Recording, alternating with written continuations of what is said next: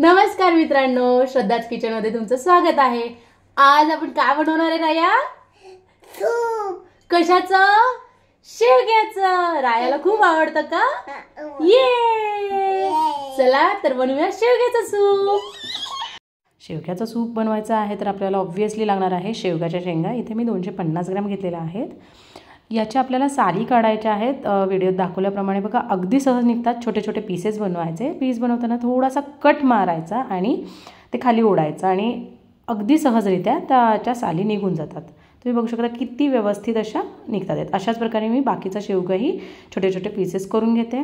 इथे मी छान व्यवस्थित पीसेस करून घेतले आणि आता आपल्याला एकदा याला धुवून घ्यायचं आहे छान स्वच्छ। हे धुवून घेतल्यानंतर इथेच मी कुकरच्या भांड्यामध्ये हे जे धुवून घेतलेले शेवगाच्या शेंगा आहेत त्या घालणार आहेत। त्याचबरोबर आपण यामध्ये घालणार आहोत अर्धा इंच बारीक चिरलेलं आलं। त्याचबरोबर घालणार आहोत 8 ते 10 लसणाच्या पाकळ्या।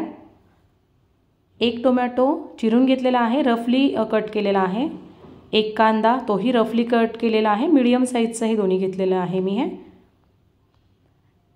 यातच घालणार आहे अर्धा चमचा हळद, 1 चमचा धना पावडर घालणार आहे।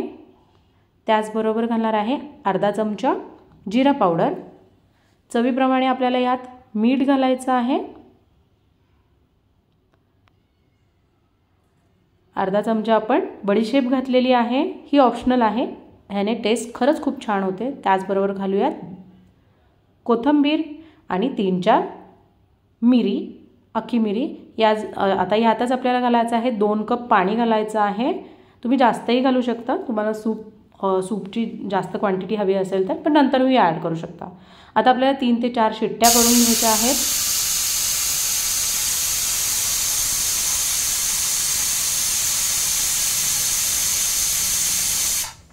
मी 3 शिट्ट्या करून घेतल्या आणि कुकर गार झाल्यानंतर खोलती आहे।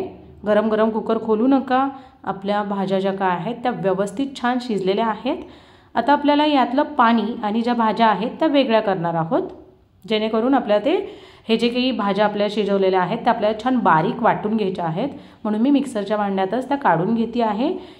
पण हे गाळलेलं जे पाणी जे काही पाणी उरणार आहे ते फेकायचं नाही आहे, तेच खूप महत्त्वाचं पाणी आहे आपल्यासाठी। हे अशा प्रकारे मी भाज्या काढून घेतलेल्या आहेत। जे काही थोडेफार पाण्यात राहिल्या आहेत त्या मी गाळणीच्या साहाय्याने गाळून घेते आहे। हे अशा प्रकारे मी छान गाळून घेतलेलं आहे आणि गाळलेल्या ज्या भाज्या आहेत त्याही मी मिक्सरच्या भांड्यात घालणार आहे आणि आपण याची छान अशी बारीक अशी पेस्ट करणार आहोत। यात पाण्याची गरज लागणार नाही आहे, कारण की ऑलरेडी ते खूप मॉइस्ट आहे, सो खूप छान बारीक वाटून होतं। हे बघू शकता तुम्ही की व्यवस्थित पेस्ट झालेली आहे। आता ही पेस्ट जी आहे आपल्याला एका गाळणीच्या साहाय्याने गाळून घ्यायची आहे, जेणेकरून त्यातला जो काही चोथा आहे, म्हणजे शेवगाच्या शेंगांच्या ज्या काही हे राहतात काड्या राहतात, सो त्याही छान वेगळ्या होतात आणि आपल्याला पूर्ण शेवग्याचा वापर छान प्रकारे होतो। जर तुम्ही ते फक्त त्यातला गर काढला तर एवढे त्यातले प्रोटीन्स विटॅमिन्स जे काय असतात ते मिळत नाहीत। अशा प्रकारे मी गाळून घेतलं आणि बघू शकता की ती केवढीसा चोथा निघालेला आहे। आता आपल्याला एका गॅसवर मी एक कढई तापायला ठेवलेली आहे। त्यात मी 1 चमचा साजूक तूप घालणार आहे। यात तुम्ही तेलाचाही यूज करू शकता, पण तुपाने खूप छान टेस्ट येते। आपलं तेल छान आपलं तूप छान तापलेलं आहे। त्यात आपण घालणार आहोत 1 चमचा मोहरी आणि ती छान तडतडते। तुम्ही आवाज ऐकू शकता किती छान तडतडते ती।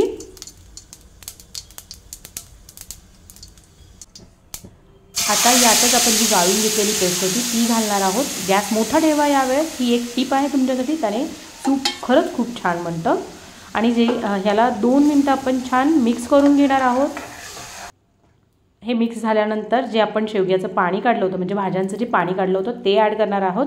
आणि तुम्हाला वाटलं की अजून थोडं ॲड करायचं आहे तर तुम्ही ॲड करू शकता साधं पाणी देखील। मी यातनं अगदी चिमूटभर सिट्रिक ॲसिड घालते आहे। तुम्ही लिंबाचा रसही घालू शकता।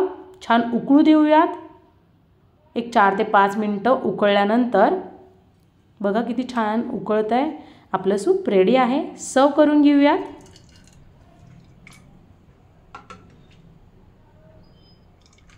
सर्व केल्यानंतर मी हे टेस्टिंगला रायाकडे देणार आहे. आणि हो, हे सूप तुम्ही 1 वर्षाच्या मुलालाही देऊ शकता. खूप हेल्दी आणि पौष्टिक आहे. मस्त असं सूप रेडी आहे. चला तर रायाला टेस्टिंगसाठी देऊयात. बघू त्याचा अभिप्राय काय आहे.